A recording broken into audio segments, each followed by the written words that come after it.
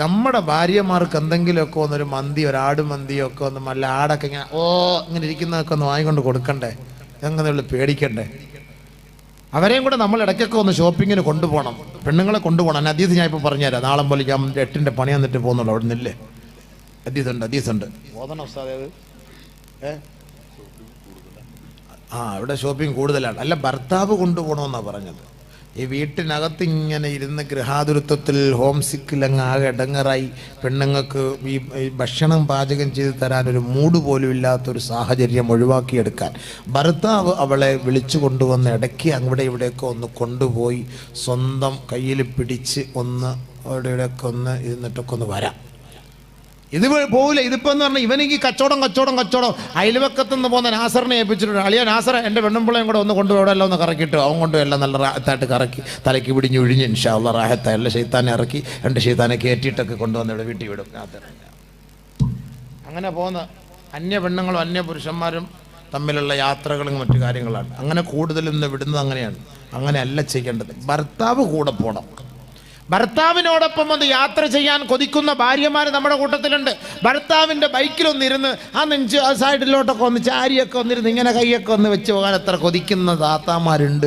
പക്ഷേ ഈ ചങ്ങാതി ഒന്ന് കൊണ്ടുപോകുക പോലും ഇല്ലല്ലോ ഉസ്താദെ, വല്ലാത്ത കഷ്ടമാണ്. ഇടയ്ക്കൊക്കെ ഒന്ന് രസമല്ലേ, ഒന്ന് കയറി ഒന്ന് ചാഞ്ഞിരിക്കട്ടെ. ഇന്നിപ്പോൾ ചാഞ്ഞല്ലേ, ഇനി ഇപ്പുറത്ത് ഞാൻ കവിച്ചു വെച്ചിരിക്കുക. ഇപ്പുറത്ത് കാല് വിട്ട് ഇങ്ങനെ കയറി ഇരിക്കേണ്ട സംഭവം. അതൊരു കണക്കിന് നല്ല മറിഞ്ഞു പോവില്ല. പക്ഷേ ലെഗിൻസ് ആകരുതെന്നേ ഉള്ളൂ പ്രശ്നം. പെണ്ണുങ്ങളുടെ വസ്ത്രം ഇവിടുന്ന് ഇവിടം വരെ ഒരു കീറക്കമാണ്, ഇന്നർ വരെ കാണാൻ പുറത്ത്. അപ്പോൾ ആ കോലത്തിലുള്ള വസ്ത്രം ഇട്ടുകൊണ്ട് പോകരുത്. ഔറത്ത് കാണിച്ചുകൊണ്ട് പെണ്ണുങ്ങൾ യാത്ര ചെയ്യുന്ന ഒരു കാലഘട്ടം വരുമെന്ന് നബിതങ്ങൾ പറഞ്ഞിട്ടുണ്ട്.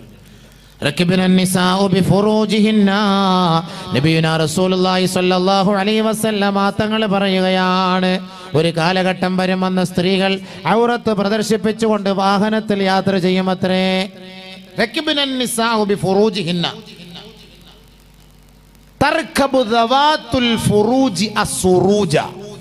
നല്ല നല്ല കുഷ്യനിട്ട സീറ്റുകളിലുള്ള വാഹനങ്ങളിൽ പെണ്ണുങ്ങൾ സഞ്ചരിക്കുന്ന ഒരു കാലഘട്ടം വന്നാൽ അത് ഖിയാമത്തിന്റെ അടയാളമാണ്. നബിയുനാ റസൂലുള്ളാഹി ഈ പറഞ്ഞ സാധനം ആക്റ്റീവ എന്ന് പറഞ്ഞ സാധനം തുഴയാണ്, ഓടിക്കല്ല, തുഴയ. 2 കാലും അപ്പുറത്ത് ഇപ്പുറത്തിട്ട് ഇങ്ങനെ നിൽക്കും. റോഡിൻ്റെ ഈ സൈഡ് ഇങ്ങനെ നിൽക്കും.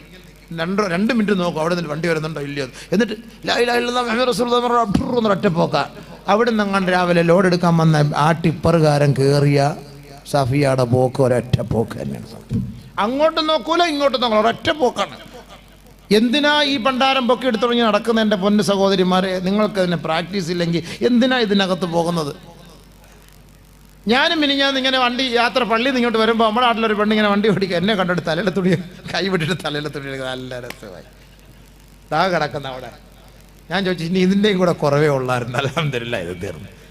മുസ്ലിയാരെ കണ്ടുകൊണ്ട് വണ്ടി ഓടിച്ചുകൊണ്ടിരിക്കുമ്പോൾ പെട്ടെന്ന് അതങ്ങനെ ശീലിച്ചു പോയി പെണ്ണുങ്ങൾ. അതറിയില്ലേ സംഭവം? 2 സമയത്താണ് തലയിൽ തുണിയിടുക.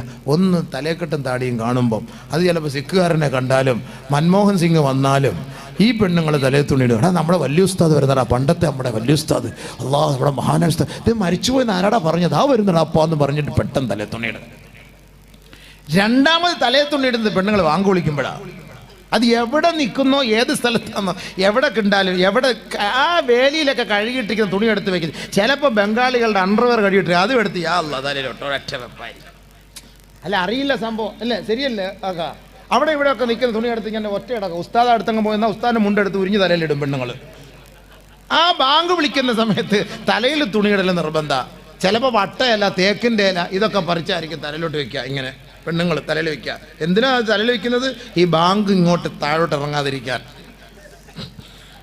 ഇത് കേൾക്കാനും പാടില്ല, ഇത് ഉള്ളിലോട്ട് ഇറങ്ങാനും പാടില്ല. അതിന് വേണ്ടിയിട്ട് ഇങ്ങനെ തലയിൽ ഇങ്ങനെ എടുത്ത് അടച്ചങ്ങോട്ട് വെക്കുകയാണ് സംഭവം. ഈ സമയത്തല്ലാതെ കണ്ട് വേറെ എപ്പോഴാണ് തലയിൽ തുണിയിടുക? എപ്പോഴാ തലയിൽ തുണിയിടുക? തലയിൽ തുണിയിട്ടില്ല എങ്കിൽ ആര് വരും? ശൈത്താന് വരും. ബഹുമാനപ്പെട്ട ഖദീജ റളിയല്ലാഹു അൻഹയുടെ സംഭവം ഞാൻ പറയട്ടെ. വിഷയം വേറെ ഇതിലോട്ടൊക്കെ അങ്ങനെ കയറി പോവുകയാണ്, പറയാതിരിക്കാൻ നിവൃത്തിയില്ലല്ലോ അടച്ചാണ്.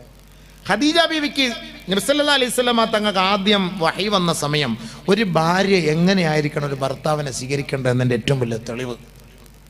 പുറത്തുനിന്ന് മീൻ പിടിക്കാൻ പോയിട്ട് ഭർത്താവ് വരികയാണ്, മീനൊന്നും കിട്ടിയില്ല, ഓക്കായോ ആരൊക്കെയോ ഒന്ന് പോലും. നമ്മുടെ കൂട്ടുകാരായിരുന്നു അവരൊക്കെ. വന്നിട്ട് പോയി, ഒന്നും കിട്ടിയില്ല. വലിയ വിഷമത്തോടു കൂടി ഭർത്താവ് വീട്ടിലേക്ക് വരുമ്പോൾ മുഖം കാണുമ്പോൾ മനസ്സിലാക്കണം ഭാര്യ മുഖം കാണുമ്പോൾ മനസ്സിലാക്കണം ഭർത്താവിൻ്റെ ഇന്നെന്തോ സംഭവിച്ചിട്ടുണ്ടല്ലോ ഇക്കാക്ക്, ഇന്നെന്തോ സംഭവിച്ചിട്ടുണ്ടല്ലോ ഇക്കാക്ക്, ഇന്നെന്തോ സംഭവിച്ചിട്ടുണ്ട്. ഭാര്യയുടെയും ഭർത്താവിൻ്റെയും മുഖത്ത് നോക്കിയിട്ട് എത്ര ദിവസമായി നമ്മൾ മുഖത്ത് നോക്കിയിട്ടുണ്ടോ? ഭാര്യയുടെ മുഖത്തേക്ക് ഭർത്താവും ഭർത്താവിൻ്റെ മുഖത്തേക്ക് ഭാര്യ സ്നേഹത്തോടുള്ള നോട്ടം പാവങ്ങൾ പൊറുക്കപ്പെടാൻ അത് കാരണമാകും. അവരുടെ രണ്ടുപേരുടെ കൈകൾ തമ്മിൽ കൂട്ടിയിണക്കുമ്പോൾ അവരുടെ വിരലുകൾക്കിടയിലൂടെ പാവങ്ങൾ താഴേക്ക് കൊഴിഞ്ഞു വീഴും. നബിയുനാ റസൂലുള്ളാഹി. ഭാര്യയുടെ മുഖത്ത് ഇങ്ങനെ നോക്കണം. പണ്ട് നോക്കിയിട്ടുണ്ട്. എത്ര കുത്തുണ്ട് നിങ്ങളുടെ ഭാര്യയുടെ മുഖത്ത് നിങ്ങൾക്ക് പറയാമോ? എത്ര അടയാളം ഉണ്ടെന്ന് പറയാമോ?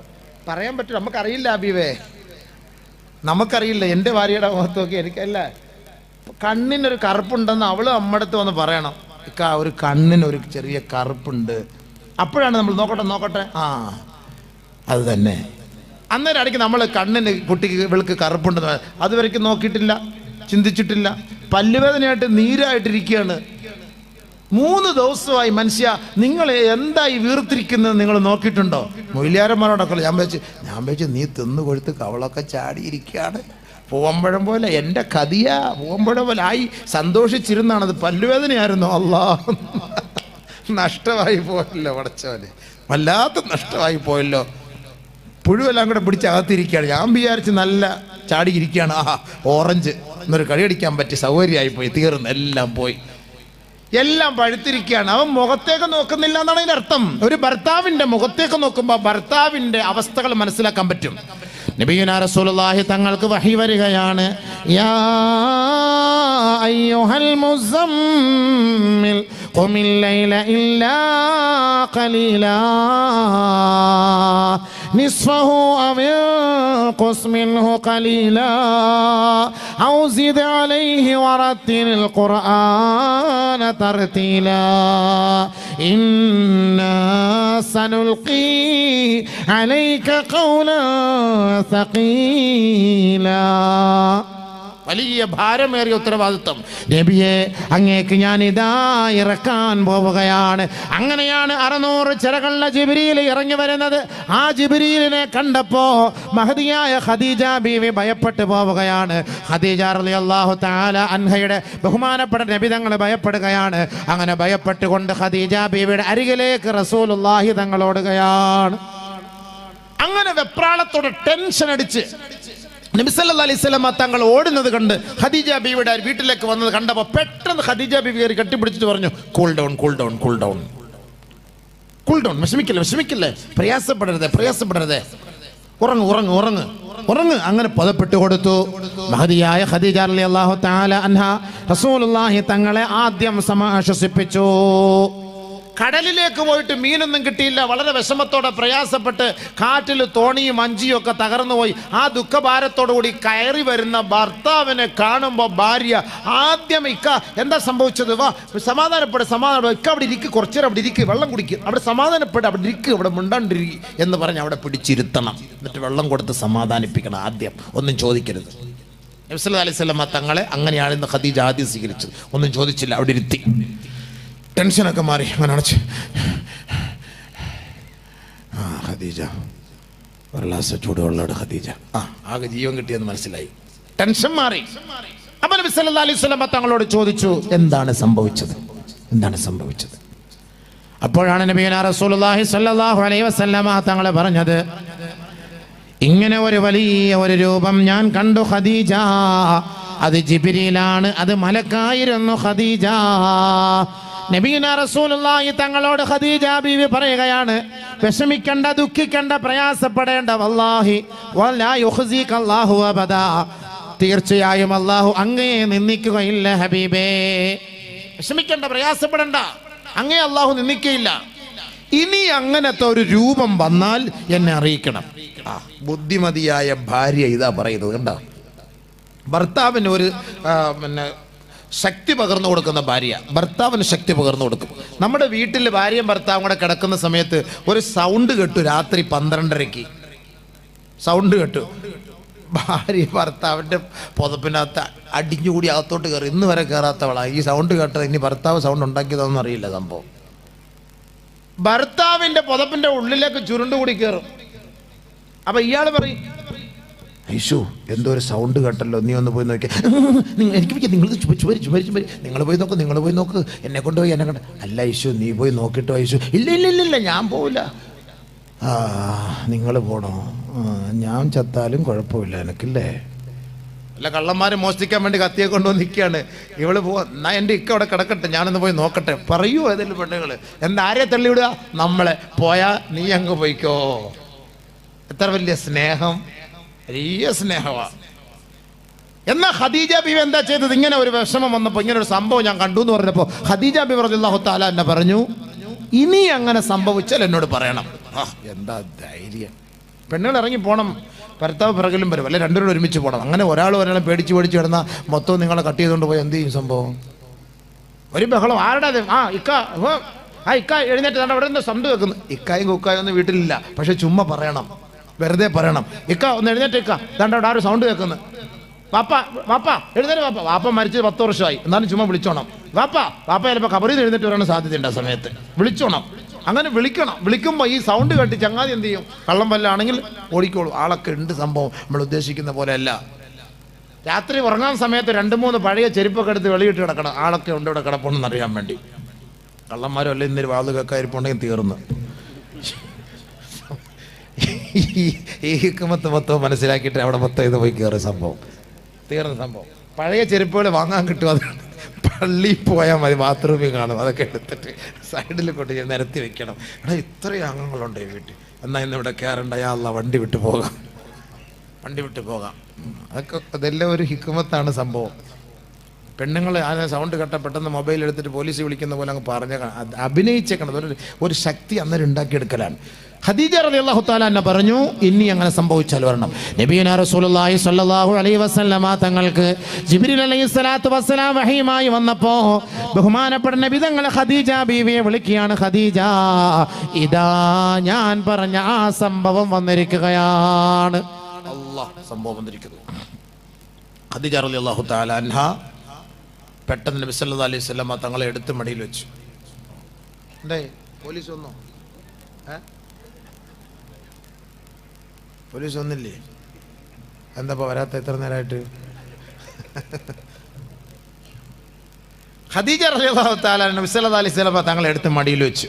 എനിക്ക് തോന്നിപ്പോൾ ഈ 3 വർഷത്തെ 4 വർഷത്തെ പ്രസംഗം ഒരുമിപ്പിച്ച് എന്നെ പ്രസംഗിപ്പിക്കാൻ പോകണമെന്നാണ് തോന്നുന്നത്. ഇവിടെ സംഭവത്തിൽ തോന്നുന്നതാണ് സംഭവം. ഖദീജ ബീവി റളിയല്ലാഹു തആല നബി തങ്ങൾ എടുത്ത് മടിയിൽ വെച്ചു. അല്ല, ഖദീജ ബീവി നബിയെ എടുത്ത് മടിയിൽ വെച്ചു. ഭർത്താക്കന്മാരെ വല്ലപ്പോഴും ഭാര്യമാരെടുത്ത് മടിയിൽ വെക്കണം, അതാണ് അതിൻ്റെ അർത്ഥം. എപ്പോഴാണ് വെക്കുക? അസുഖം ജാവാറാകുമ്പോഴായിരിക്കും എടുത്ത് വെക്കുന്ന സംഭവം, അല്ലാതെ വെക്കൂലല്ലോ. കാപ്പിയോ കൊണ്ട് തരിക, പറഞ്ഞോ കേൾക്കട്ടെ, നടക്കട്ടെ, സംഭവം നിർത്തണ്ട, തുടങ്ങിക്കോ. ഇപ്പോൾ ഉടനെ പെണ്ണ് കിട്ടിയാണെന്ന് തോന്നില്ലേ? മാഷാ അല്ലാ, നല്ല സമയം. കേട്ടോ വിഷയം വരുന്നുണ്ട്. അൽഹംദുലില്ലാ, അല്ലാഹു ബർക്കത്ത്. എന്നാ 2 ദിവസം മുമ്പ് മോനുണ്ടായി, അല്ലാഹു ബർക്കത്തട്ടെ, ആഫിളാക്കട്ടെ, ആലിമാക്കട്ടെ. അൽഹംദുലില്ലാ. മോനെ എനിക്ക് 3 പെൺമക്കളാണ്, 3 ബനാത്ത്. അൽഹംദുലില്ലാ, കൂടുതലും മുസ്ലിയാക്കന്മാർക്ക് പെൺമക്കളാണ്. ഇത് പിന്നെ എങ്ങനെയാണ് ഉണ്ടായോ അല്ലാഹു അലം. എന്തായാലും ബർക്കത്ത. ഞങ്ങളൊക്കെ തെറ്റ് ചെയ്തുകൊണ്ടായിരിക്കും ഈ പെൺമക്കളെ പ്രസവിച്ച് വളർത്തി കെട്ടിച്ചിട്ട സ്വർഗ്ഗമാണെന്ന് ഹബീബായ തങ്ങൾ പറഞ്ഞത്. തെറ്റ് ചെയ്യാത്ത മുസ്ലിയാക്കന്മാർക്കായിരിക്കും ആ മക്കൾ. എന്നാൽ അൽഹംദുലില്ലാ, അല്ലാഹു തആല ഹാഫിള്. ഉസ്താദ് ആ മക്കളാണ്, ഒരു മോനും മോളുമാണ്. മിംഗ്ലിംഗ് ആയിട്ട് അള്ളാഹു കൊടുത്തു. അൽഹംദുലില്ലാ, അല്ലാഹു ബർക്കത്ത് ചെയ്യട്ടെ. 2 പേരിലും അള്ളാഹു ബർക്കത്ത് ചെയ്യട്ടെ. നമ്മളുടെ സന്താനങ്ങളെല്ലാം അള്ളാഹു ബർക്കത്ത് ചെയ്യട്ടെ. ബഹുമാനമുള്ള സഹോദരങ്ങളെ, ഖദീജ റളിയല്ലാഹു തആല അൻഹ നബി സല്ലല്ലാഹു അലൈഹി വസല്ലമ തങ്ങളെ എടുത്ത് മടിയിൽ വെച്ചിട്ട് പറഞ്ഞു, ജിബ്രീൽ അവിടെ നിൽപ്പുണ്ടോ? ഉണ്ട് ഖദീജ, ഉണ്ട് അവിടെ നിൽപ്പുണ്ട്. ഇടത് സൈഡിലേക്ക് വീണ്ടും ഖദീജ ബീവി എടുത്തു വെച്ചു നബി തങ്ങളെ. ഉണ്ട് ഖദീജ, ഉണ്ട് ഖദീജ. നബി സല്ലല്ലാഹു അലൈഹി വസല്ലമ തങ്ങൾ 2 ഭാഗത്തുണ്ട്. നബി സല്ലല്ലാഹു അലൈഹി വസല്ലമ തങ്ങളെ നടുക്കോട്ട് ഇരുത്തിയിട്ട് തലയിൽ തുണി എടുത്തങ്ങ് മാറ്റി ഖദീജ ബീവി. എന്ന് ചോദിച്ചു, ഉണ്ടോ? ഇല്ല, ഇപ്പൊ ഇല്ല. നബി സല്ലല്ലാഹു അലൈഹി വസല്ലമ തങ്ങളോട് പറഞ്ഞു, അത് മലക്കാണ്, അത് ജിബ്രീലാണ്. അതുകൊണ്ടാണ് ഞാൻ 2 സമയത്തും തലയിൽ തട്ടമിട്ട് തുണിയമ്മ കൊണ്ട് ഔറത്ത് മറച്ചുകൊണ്ടാണ് ഞാൻ അങ്ങയോട് നോക്കാൻ പറഞ്ഞത്. പക്ഷേ ഞാൻ മൂന്നാമത്തെ സമയം ഞാൻ ഔറത്ത് തുറന്നിട്ടാണ് ചോദിച്ചത്. ഔറത്ത് തുറക്കുന്ന സ്ഥലത്ത് റഹ്മത്തിൻ്റെ മലക്കുകൾ ഉണ്ടാവുകയില്ല, അവിടെ ശാപത്തിൻ്റെ പിശാചാണ് ഉണ്ടാവുക. മനസ്സിലായില്ലേ ഇപ്പോൾ? അതുകൊണ്ടാണ് തല മറയ്ക്കുന്ന സമയം നമ്മൾ ശ്രദ്ധിക്കണം എന്ന് പറഞ്ഞത്. സഹോദരിമാരൊക്കെ പാങ്കുളിക്കുമ്പോൾ മാത്രം, പഞ്ചാബിയെ കാണുമ്പോൾ സിഖുകാരെ കാണുമ്പോൾ മാത്രം തലയിൽ തുണിയിട്ടാൽ പോരാ, ഏത് സമയത്തും തലയിൽ തുണിയിട്ടുകൊണ്ട് നടക്കണം, ഔറത്ത് മറച്ചുകൊണ്ട് നടക്കണം. അങ്ങനെ നടന്നില്ല എങ്കിൽ ശൈത്താൻ പിശാച് നമ്മുടെ കൂട്ടത്തിൽ ഉണ്ടാകും, യാതൊരു സംശയവും ഇല്ല. അപ്പോൾ ഞാൻ പറഞ്ഞു വന്നത്, നബി സല്ലല്ലാഹു അലൈഹി വസല്ലമ തങ്ങളുടെ ഭാര്യയായ ഖദീജ റളിയല്ലാഹു തആല അൻഹ അങ്ങനെയായിരുന്നു മാതൃക കാണിച്ചു കൊടുത്തത്. നബി സല്ലല്ലാഹു അലൈഹി വസല്ലമ തങ്ങൾക്കൊരു തഈദായിരുന്നു. അതുകൊണ്ടാണ് എപ്പോഴും ഖദീജ ബീവിയെ കുറിച്ച് നബി തങ്ങൾ ഇങ്ങനെ പുകഴ്ത്തിക്കൊണ്ടിരിക്കും. ഭയങ്കര ജീവിതത്തിൽ സ്നേഹമായിരുന്നു അവർ തമ്മിൽ, ഭയങ്കര സ്നേഹമായിരുന്നു. ബഹുമാനപ്പെട്ട ആയിഷ സിദ്ദീഖ റളിയല്ലാഹു തആല അൻഹ, ആയിഷ ബീവി പറയുകയാണ്, കാന യുഹിബ്ബുഹാ ഹുബ്ബൻ കസീറാ. ആയിഷ ബീവി പറയുകയാണ്, ഖദീജ ബീവിയെ കുറിച്ച് നബി സല്ലല്ലാഹു അലൈഹി വസല്ലമ തങ്ങൾ എപ്പോഴും പറയുമായിരുന്നു, ഖദീജ ബീവിയെ നബി തങ്ങൾ കൂടുതൽ കൂടുതൽ സ്നേഹിക്കുമായിരുന്നു. മാഗിറത്തു അലാ ഖദീജ വമാ റഅയ്തുഹാ. ഇങ്ങനെ എപ്പോഴും എന്നോട് ഖദീജ ബീവിയുടെ മൗലൂദ് ഓതുന്നത് കേട്ടപ്പോൾ ഒരിക്കൽ എനിക്ക് വല്ലാണ്ട് ദേഷ്യം സംഭവിച്ചുകൊണ്ട് നബിയുനാ റസൂലുള്ളാഹി തങ്ങളോട് ഞാൻ പറഞ്ഞു, ഫഹല്ലക ഇല്ലാ അജൂസാ ഫഹൽ കാനത ഇല്ലാ അജൂസാ. നബിയേ, അതൊരു കിഴവിയല്ലേ നബിയേ. വഖദ് അഖ്ലഫല്ലാഹു ലക ഖൈറൻ മിൻഹാ. അവളേക്കാൾ എത്രയോ ചെറുപ്പക്കാരിയായവളെ അല്ലാഹു അങ്ങേക്ക് സമ്മാനിച്ചിരിക്കുമ്പോൾ ഈ ഖദീജ എന്ന് പറയുന്ന വയസ്സിയെ കുറിച്ച് എന്തിനാണ് ഇത്രത്തോളം പുകഴ്ത്തി പറയുന്നതെന്ന് നബിയുനാ റസൂലുള്ളാഹി തങ്ങളോട് ഖദീജ റളിയല്ലാഹു തആല അൻഹ ചോദിക്കുകയാണ്. കണ്ടോ കുശുമ്പ്, കണ്ടോ ഭാര്യമാരുടെ കുശുമ്പ് കണ്ടോ? നബി സല്ലല്ലാഹു അലൈഹി വസല്ലമ തങ്ങൾ റുബ്ബമാ ദബഹതി ശാത ثم يقطعها أعضاء ثم يعطيها في صدائق خديجة. നബി സല്ലല്ലാഹു അലൈഹി വസല്ലമ തങ്ങൾ ഇടയ്ക്കിടയ്ക്ക് ഖദീജ ബീവിയെ സ്മരിച്ചുകൊണ്ട് ആടിനെ വാങ്ങി അറുത്ത് കഷണങ്ങളാക്കിയിട്ട് അള്ളാന്റെ റസൂൽ ഖദീജ ബീവിയുടെ കൂട്ടുകാരികൾക്ക് കൊടുത്തു വിടുമായിരുന്നു. ഇത് ഞാൻ കണ്ടിട്ട് സഹിക്കവയ്യാതെ ഞാൻ എൻ്റെ ഹബീബിനോട് പറഞ്ഞു പോയി, കഅന്നഹു ലം തകുൻ ഫിദ്ദുനിയാ ഇല്ലാ ഖദീജ. നബിയെ, ഇതൊക്കെ കണ്ടപ്പോ നിങ്ങൾക്ക് ദുനിയാവിൽ ഖദീജയല്ലാതെ മറ്റാരുമില്ല എന്ന മട്ടാണല്ലോ തോന്നുന്നത്. ഞങ്ങളൊന്നും ഒരു പെണ്ണല്ല, നിങ്ങൾക്കൊരു ഖദീജ. ഖദീജയ്ക്ക് വേണ്ടി ആടിനെ വരെ അറുത്ത് കഷ്ണങ്ങളായി കൊടുക്കുന്നു. ഖദീജ ഇല്ലാതെ ഒരു പെണ്ണ്. നബി സല്ലല്ലാഹു അലൈഹി വസല്ലമ തങ്ങൾ അപ്പോഴാണ് പറഞ്ഞത്, ഇന്നഹാ കാനത്ത് വകാനത്ത്. അവൾ അങ്ങനെയായിരുന്നു, ഇങ്ങനെയായിരുന്നു. അവളിൽ നിന്നാണ് എനിക്ക് അല്ലാഹു മക്കളെ നൽകിയത്. ഇടയ്ക്കിടയ്ക്ക് ഇങ്ങനെ പറയും. എന്നാലും ആയിഷ ബീവിയോട് ദേഷ്യമൊന്നുമില്ല കേട്ടോ. ആയിഷ ബീവിയോട് സ്നേഹമായിരുന്നു, ആയിഷ ബീവിയോട് സന്തോഷമായിരുന്നു. ആയിഷ ബീവി നബി സല്ലല്ലാഹു അലൈഹി വസല്ലമ തങ്ങളുടെ പ്രിയങ്കരിയായ ഖദീജ റളിയല്ലാഹു തആല അൻഹ ഈ ലോകത്ത് നിന്ന് വിട പറഞ്ഞു പോയ സമയത്ത് അള്ളാഹുവിൻ്റെ തീരുമാനപ്രകാരമാണ് ആയിഷ ബീവിയെ നബി സല്ലല്ലാഹു അലൈഹി വസല്ലമ തങ്ങൾ വിവാഹം കഴിച്ചത്. അള്ളാഹിൻ്റെ തീരുമാനപ്രകാരമാണ്. അള്ളാഹിൻ്റെ തീരുമാനമില്ലാതെ നബി സല്ലല്ലാഹു അലൈഹി വസല്ലമ തങ്ങൾ ആരെയും കല്യാണം കഴിച്ചിട്ടേ ഇല്ല. അത് നമ്മൾ മനസ്സിലാക്കണം. ഖദീജ ബീവിയുടെ ആ വിഷമം വല്ലാത്ത 25 വർഷം അവരുടെ മധുവിധു ഭയങ്കര സന്തോഷമായിരുന്നു, ഭയങ്കരമായ സന്തോഷമായിരുന്നു. അപ്പോൾ അവരുടെ മകളാണ് ഫാത്തിമ. ഫാത്തിമ ബീവി അലി റളിയല്ലാഹു അൻഹു ഭാര്യയും ഭർത്താവുമാണ്. ഇടയ്ക്ക് പ്രശ്നങ്ങളുണ്ടാവും, വഴക്കുണ്ടാവും. കാന ഫീ അലിയിൻ ശിദ്ദത്തുൻ അലാ ഫാത്തിമ. അലി റളിയല്ലാഹു അൻഹു ഇടയ്ക്കിടയ്ക്ക് അങ്ങ് ദേഷ്യപ്പെടും ഫാത്തിമ ബീവിയോട്. ഭയങ്കര ദേഷ്യമാണ്, നമ്മളെ പോലെ ഭർത്താക്കന്മാർ ഭാര്യമാർ ദേഷ്യപ്പെടുന്ന പോലെ. ഒരിക്കലും ഫാത്തിമ ബീവി നബി തങ്ങളോട് പറയുക, അലിയാർ തങ്ങളോട് പറഞ്ഞു, വല്ലാഹി ലാ അഷ്കുവന്നക ഇലാ റസൂലില്ലാ. ഞാൻ എൻ്റെ വാപ്പയോട് നിങ്ങളെ കുറിച്ച് പരാതി പറയും. കണ്ടോ, വാപ്പയോട് പരാതി പറയുന്നു. ഭാര്യ ഭർത്താക്കന്മാർ തമ്മിൽ പ്രശ്നം ഉണ്ടാകുമ്പോൾ നമ്മൾ പരിഹരിക്കേണ്ടത് എവിടെയാണ്? ചിന്തിക്കണം. അങ്ങനെയാണ് പരിഹരിക്കേണ്ടത്. അങ്ങനെ ദേഷ്യപ്പെടുന്ന സമയത്ത് പറഞ്ഞതാണ്, ഭാര്യ പറഞ്ഞു തൻ്റെ ഭർത്താവിനോട്, അള്ളാഹുവാണ് സത്യം, നിങ്ങൾ എന്നോട് എപ്പോഴും ദേഷ്യപ്പെടാറുണ്ട്, ഞാൻ എൻ്റെ ഉപ്പയോട് പോയി പറഞ്ഞു കൊടുക്കും. ഫന്തലഖത് ഇലാ റസൂലില്ലാഹി സ്വല്ലല്ലാഹു അലൈഹി വസല്ലം. ഫാത്തിമ ബീവി നബിതങ്ങളിലേക്ക് നടന്നു. ഫന്തലഖ മഅഹാ. നബിയുനാ റസൂലുള്ളാഹി സ്വല്ലല്ലാഹു അലൈഹി വസല്ലമ തങ്ങളുടെ അരികിലേക്ക് അലിയാര് തങ്ങളും ഫാത്തിമയുടെ പിന്നാലെ നടക്കുകയാണ്. എന്താ പറയാന്നറിയില്ലല്ലോ, എന്താണ് പറഞ്ഞു കൊടുക്കുന്നത്? ഇല്ലാത്തത് അങ്ങനെ പറഞ്ഞു കൊടുത്താലോ. എന്നിട്ട് അങ്ങനെ മാറി നിന്ന് കേട്ടു അലി റളിയല്ലാഹു അൻഹു. ഫാത്തിമ ബീവി ഫശഖത ഗില്ല അലിയിൻ വശിദ്ദതിഹി, അലിയാർ തങ്ങളുടെ ദേഷ്യത്തെ മുഴുവനും അള്ളാന്റെ റസൂലിന്റെ മുന്നിൽ എടുത്തു പറഞ്ഞു ഫാത്തിമ ബീവി.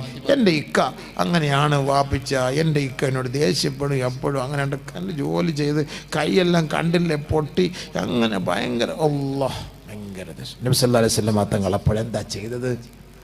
മോളെ യാ ബുനയ്യ ഫാത്തിമ ഇസ്മഈ വസ്തമിഈ വഅഖിലി, അവിടെ ഇരിക്കണേ മോളെ, ഞാനൊന്ന് പറയുന്നത് കേൾക്കണേ മോളെ, ഒന്ന് വിലയിരുത്തണേ മോളെ.